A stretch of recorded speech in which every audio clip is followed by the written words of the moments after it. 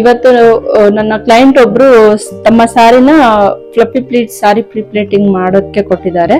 So ಈ ಸಾರಿನ with measurement ಪ್ರಕಾರ ಯಾವ ತರ ಪ್ಲೀಟ್ಸ್ ಮಾಡೋದು ಇವಾಗ ನಾನು ನಿಮ್ಗೆ ತೋರಿಸ್ಕೊಡ್ತೀನಿ. ಪೂಜಾ ಮಠ್ ಅನ್ನೋರು ಈ ಸಾರಿನ ಪ್ಲೇಟ್ ಮಾಡೋದಕ್ಕೆ ಕೊಟ್ಟಿದ್ದಾರೆ. ಇವರು ಈ ಸಾರಿಗೆ ಈ ತರ ಕುಚ್ಚು ಕಟ್ಟಿದ್ದಾರೆ ಬೀಡ್ಸ್ ಹಾಕಿ. ಸೊ ಈ ತರ ಕಟ್ಟಿದಾಗ ನಮ್ಗೆ ಪ್ಲೀಟ್ಸ್ ಮಾಡೋದಕ್ಕೆ ಸ್ವಲ್ಪ ಕಷ್ಟ ಆಗುತ್ತೆ. ಅವಾಗ ನಾವು ಸಾರಿನ ಈ ತರ ಹಾಫ್ ಫೋಲ್ಡ್ ಮಾಡ್ಕೊಂಡು ಮಾಡಿದ್ರೆ ನಮ್ಗೆ ಈಸಿಯಾಗಿ ಪ್ಲೀಟ್ಸ್ ಗಳು ಬರುತ್ತೆ. ಈ ತರ ಕುಚ್ಚಿರೋದಕ್ಕೆ ನಾವು ಈ ತರ ಸಾರಿನ ಫೋಲ್ಡ್ ಮಾಡಿ ಪ್ಲೀಟ್ಸ್ ಮಾಡ್ಕೊಂಡಿದ್ವಿ. ಅದೇ ತರ ಕೆಳಗಡೆನೂ ಒಂದು ಪಿನ್ ಮಾಡ್ಕೊಂಡು ಇವಾಗ ಇಲ್ಲಿ ಕ್ಲಿಪ್ ಹಾಕ್ಬಿಟ್ಟು ಈ ತರ ಎಲ್ಲ ಸೀರೆನ ಹೊರಗಡೆ ತೆಗೆದು ನೀಟಾಗಿ ಇನ್ನೊಮ್ಮೆ ಪ್ಲೀಟ್ಸ್ ಮಾಡ್ಕೋಬೇಕು. ನನ್ನ ಕ್ಲೈಂಟ್ಸ್ಗೆ ಸ್ವಲ್ಪ ದೊಡ್ಡ ಪ್ಲೀಟ್ಸ್ ಗಳು ಬೇಕಾಗಿತ್ತು, ಹಾಗಾಗಿ ನಾನು ಸ್ವಲ್ಪ ದೊಡ್ಡ ದೊಡ್ಡ ಪ್ಲೀಟ್ಸ್ ಗಳನ್ನೇ ಮಾಡಿದ್ದೀನಿ. ಇವಾಗ ಇದು ನೋಡಿ, ಇದು ಈಕ್ವಲ್ ಆಗಿ ನೀಟಾಗಿ ಪ್ಲೀಟ್ಸ್ ಗಳು ಬಂತು. ನೆಕ್ಸ್ಟ್ ಇದನ್ನ ಮತ್ತೆ ಟೇಬಲ್ ಎಡ್ಜಿಗೆ ಪಿನ್ ಹಾಕಿ ಮತ್ತೆ ಉಳಿದಿರೋ ಬಾಕಿ ಸೆರಗನ್ನ ನಾವು ಪ್ಲೀಟ್ಸ್ ಮಾಡ್ಕೋಬೇಕು.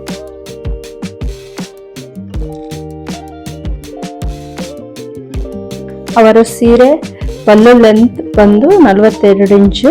ಸೊ ನಾನು ಅಲ್ಲಿವರೆಗೂ ಈ ತರ ಸಾರಿನ ನಮ್ಗೆ ಪಲ್ಲು ಭಾಗ ಏನ್ ಬರುತ್ತೆ ಅದನ್ನ ಪ್ಲೀಟ್ಸ್ ಮಾಡ್ಕೋತೀನಿ.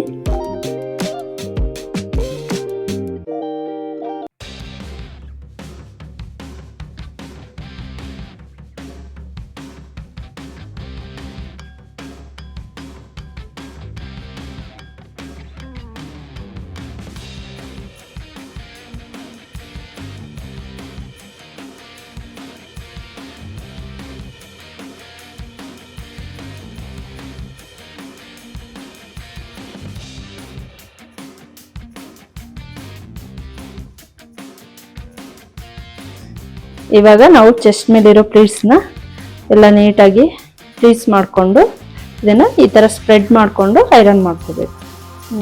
ಈ ತರ ಚೆಸ್ಟ್ ಪಾರ್ಟ್ ಮೇಲೆ ನಮಗೆ ಪ್ಲೀಟ್ಸ್ಗಳು ನೀಟಾಗಿ ಇವನ್ ಆಗಿ ಚೆಸ್ಟ್ ಕವರ್ ಆಗೋ ತರ ನಾವು ಪ್ಲೀಟ್ಸ್ನ ಬರಬೇಕು ಅಂದ್ರೆ ನಾವು ಮೆಷರ್ಮೆಂಟ್ ತಗೊಂಡು ಮಾಡೋದ್ರಿಂದ ನೀಟಾಗಿ ಬರುತ್ತೆ. ಸೊ ಇವಾಗ ನಾವು ಇದನ್ನ ಫಸ್ಟ್ ನೀಟಾಗಿ ಜೋಡಿಸ್ಕೊಂಡು ಇವಾಗ ಐರನ್ ಮಾಡ್ಕೋಬೇಕು. ಒಬ್ರೊಬ್ರು ದಪ್ಪ ಇರ್ತಾರೆ, ಒಬ್ರು ಸಣ್ಣ ಇರ್ತಾರೆ, ಒಬ್ರು ಹೈಟ್ ಇರ್ತಾರೆ, ಒಬ್ರು ಶಾರ್ಟ್ ಇರ್ತಾರೆ. ಸೊ ಅವರ ಹೈಟ್ಗೆ ಅವರ ಪರ್ಸನಾಲಿಟಿಗೆ ತಕ್ಕಂಗೆ ನಾವು ಮೆಷರ್ಮೆಂಟ್ ತಗೊಂಡು ಮಾಡೋದ್ರಿಂದ ಸೊ ಸಾರಿ ನಮ್ಗೆ ನೀಟಾಗಿ ಕೂಡುತ್ತೆ ಉಟ್ಕೊಂಡಾಗ. ಎಲ್ಲೇ ಯಾವುದೇ ತರ ನಮ್ಗೆ ಚೆಸ್ಟ್ ಪಾರ್ಟ್ ಕಾಣಿಸೋದಾಗ್ಲಿ ವೆಸ್ಟ್ ಪಾರ್ಟ್ ಕಾಣಿಸೋದಾಗ್ಲಿ ಏನೂ ಆಗೋದಿಲ್ಲ.